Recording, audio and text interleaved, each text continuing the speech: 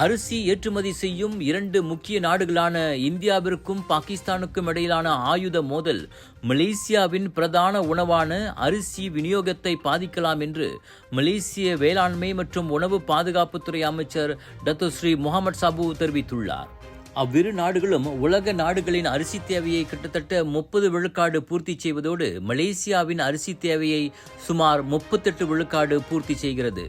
இச்சமயத்தில் இரு நாடுகளுக்கும் இடையே உள்ள மோதல் அரிசி விநியோகத்தில் குறிப்பாக அதன் விலையில் ஏற்றம் காண செய்யலாம் என்றும் இதனால் உள்நாட்டு மக்களின் வாழ்வாதாரம் பாதிப்படையும் என்றும் முகமது சாபு குறிப்பிட்டார். மலேசியாவில் தற்போது அரிசி விநியோகம் சீராக இருந்தாலும் எதிர்காலத்தில் பாதிப்புகள் ஏற்படும் வாய்ப்புகள் அதிகம் உள்ளன. ஆகையால் வியட்நாம், தாய்லாந்து மற்றும் கம்போடியா போன்ற பிற ஏற்றுமதி நாடுகளுடன் மலேசிய அரசாங்கம் தற்போது உறவுகளை வலுப்படுத்தி வருவதாக அவர் மேலும் கூறினார்.